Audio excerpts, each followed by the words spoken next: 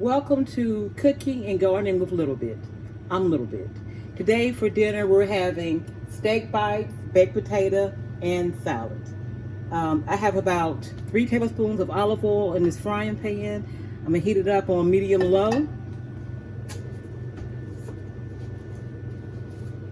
then I also have 3 garlic cloves that I minced up.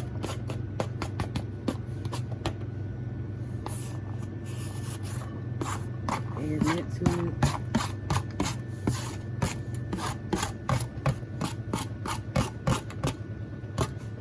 Okay.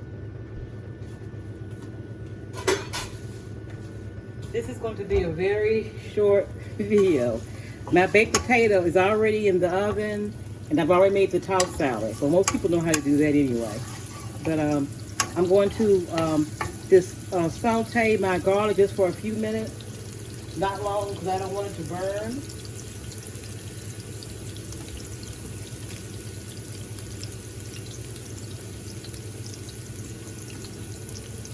And here are my T-bone steak. I had 2 T-bone steaks. I cut the meat out the bone into bite-sized pieces. And I'm going to take it and add it to the frying pan.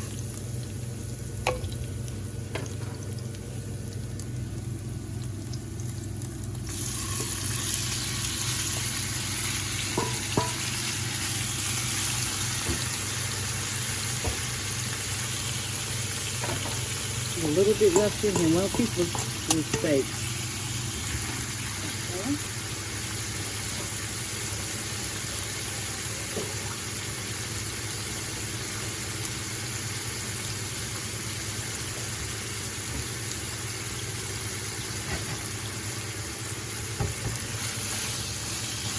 And I want to make sure that I get them browned on all sides.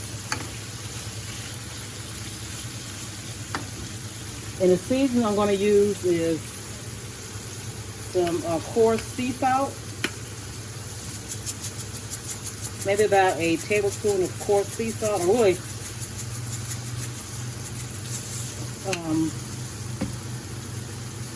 I think it was about a teaspoon and a half.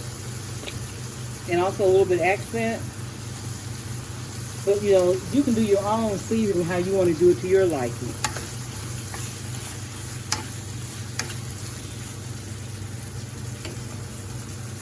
And then I'm using Kinder's buttery seafood, excuse me, Kinder's buttery steakhouse seasoning. Okay.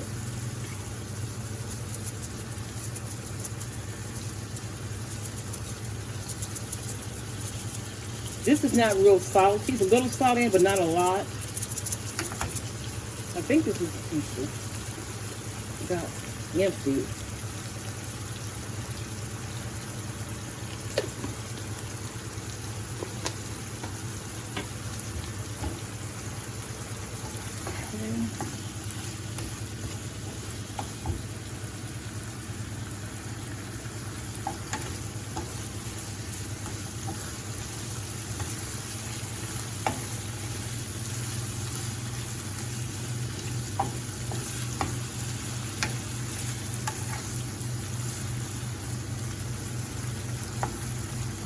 And also, this is a way to stretch your steaks, because T-bone steaks are very expensive.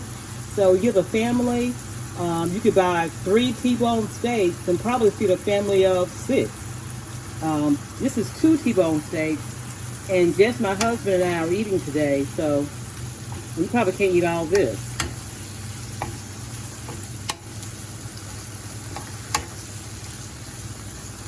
But it's a good way to fix your steaks quicker.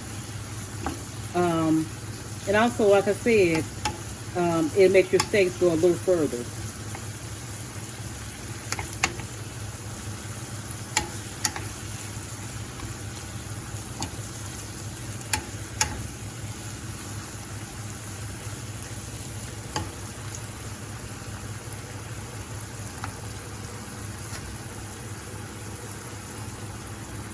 I'm also going to add a little parsley. You don't have to do that. It's just optional. I like to add parsley to almost everything I cook. So I just feel a little green. So you don't have to do that. I just said I like to do it.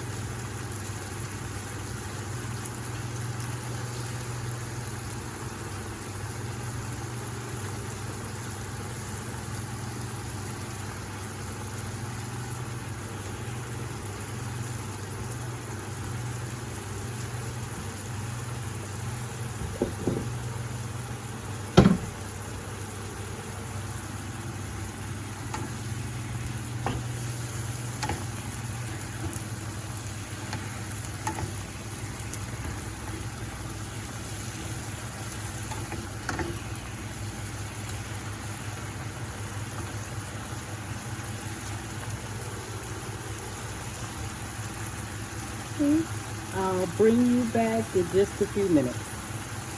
Okay, the steak bites, they are done. The last stage, the last thing I do is add butter. And I have it on low now. And I'm gonna add how about a half a stick of butter, which is a fourth of a cup. Let it melt on them and cut it on low so the butter can melt. Probably melt in without being on low, it's so hot. And they're basically finished. If you want, you could always do like you do other steaks. If you want to add some kind of seasoning or sauce to them, like A1 steak sauce, you could add to it. But personally, I like a little butter on my steak bite.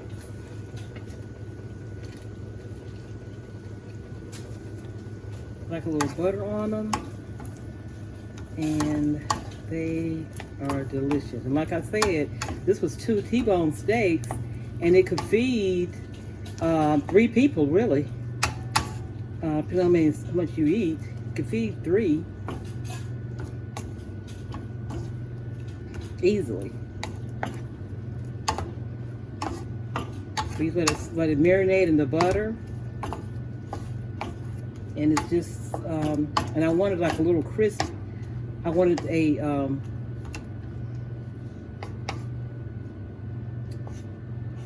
real toast. Let's see.